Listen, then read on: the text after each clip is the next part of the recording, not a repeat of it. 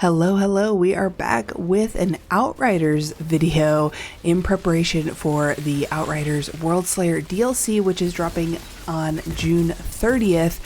However, if you pre-order, you get 48 hours early access. So we will be streaming next Tuesday, June 28th, around I think noon is when we get access to Worldslayer, so definitely keep an eye out over on my Twitch channel, twitch.tv/Abbyar, if you want to see my real, kind of review of it as I'm playing, and you want to see how it is before you go ahead and get it yourself. In this video, I'm going to show you the build that I'm going into Worldslayer with. It is a Technomancer turret build. It's one that I've really loved playing in co-op and solo, and the aiming in this game is a little wonky. I'm going to be real with you guys. It's a little wonky, especially if you're using controller like I am. So the turrets do a lot of the work for me, and I love that. But trust me, you're going to want this build in your arsenal going into Worldslayer. But before we talk about that, just Worldslayer in general, listen, I know Outriders has had a ton of issues. I lost my inventory, as a lot of people know. I lost my entire inventory on my Techno and created a whole new second Techno just so that I could make this turret build that I had in mind. It was about that time. Anyways, Outriders has had a lot of issues. Hopefully they resolve some of that with Worldslayer, but definitely wait and see would be my recommendation to you guys. As some of you may know, I am part of the ambassadors program, so I do get the game and DLC and all that stuff for free, so I will not be paying the $40. So for somebody that is going to, I would wait and see. However, if you have already pre-ordered and or purchased it and you are looking for a build to go into Worldslayer with, if you're prepping this weekend, we're going to go over the Turret Techno build. Now, I have some footage in the background. It's been a long time since I played Outriders, so please do not kill me over the aiming situation in this background gameplay. But we're showing Paxi and Homestead. I think I did it in about 12 minutes. Obviously timers aren't really relevant anymore, but it's good to kind of compare speeds and stuff like that, because obviously the faster you are, the more loot you can get. But first we're going to take a look at the skill tree. So I've got the skill tree up here for you guys. You can pause, screenshot, whatever you need to do. This is one way of kind of going through the skill tree. You can also go straight down the middle if you want to pick up that toxic node up top and the toxic vulnerability. You can do that as well, but this is what I found was the best to get a little more anomaly, because after New Horizon they actually increased the anomaly you get per node, so it's kind of a better boost than going through that toxic and the vulnerable. Now, mark for execution, the vulnerable efficiency, I think it's called, those two nodes stack. So if you're doing co-op, it might be worth it to grab those two just to get a little bit extra vulnerable for your teammates. The gear is a little less straightforward, but also straightforward at the same time. So the gear I'm running is here. We've got Inferno Seed, which is Technomancer's kind of bread and butter. You want Wrath of Moloch and you want Bone Shrapnel on your Inferno Seed. They buffed Bone Shrapnel a little bit. The other option is Claymore Torrent, but we are going to be focusing on the bleed. So if you have Bone Shrapnel, do the bleed stuff. If you want Claymore Torrent, go heavier into the other elements. And then our secondary is Shell Rogs, doesn't really matter, Sidearm doesn't really matter. So what we're focusing on for this turret build is doing elemental damage. So we want to be burning, bleeding, toxic, freeze, vulnerability. We're doing like 5 of the 8 status effects, and then we are going to put mods on that are going to increase our damage with those status effects. So taking a look at some of the gear here, it's basically all purples. Yes, we do have a Seismic Commander leg. This is only to put that Tainted Blood. So if you have Tainted Blood as a mod, because say you played Devastator or something like that, you could always put Tainted Blood on a different piece, but the legs come with anomaly power and status power. So that's what we want to focus on. You want anomaly power and status power on everything that you can get. And then you also want to be focusing on the element damage. So for instance, on the gloves, I have Euthanizer and Radical Therapy. So those are both damage to enemies afflicted by toxic.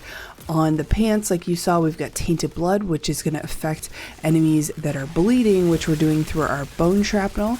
And then we've got bullet kindling, which we're doing more damage to enemies that are burning, which is our Wrath of Moloch. So we're getting all of these different multipliers of damage to enemies with status effects on them, and that's what's really going to drive our damage up, because those are all like in a separate column when it comes to the damage calculation. And then also on our helmet here, we've got an increased damage on our cryo turret. We've got Icicle Storm, which is going to give our cold snap like this huge explosion when we kill something that's been frozen by cold snap. This is huge. Icicle Storm is one of the top as far as damage goes, so definitely try and grab that. But other than that, you're pretty much wearing all purple gear and you're going to slap all that stuff on. Now, you could also go with Borealis. It's been a long time since I played Outriders, so since then they have buffed Borealis Monarch's gear set for Techno. I believe it's like 90% now to frozen targets, so that could definitely be a good option to go with the cold snap. Let me know if you guys try that out. I just didn't have that. This is just what I have going into Outriders Worldslayer, so hopefully that can help you guys out. It is pretty easy to put together if you've been playing Outriders base game.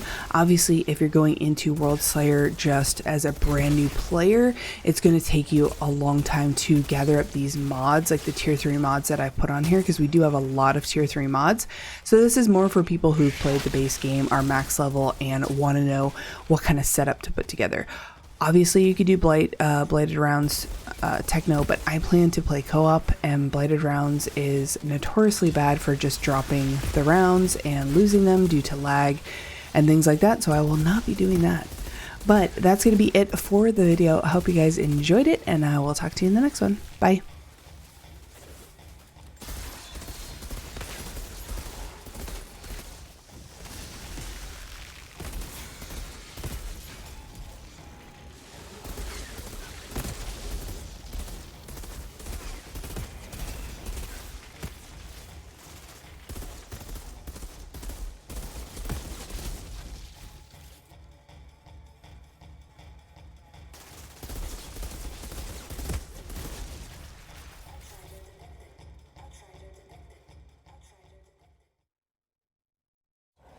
Let's play.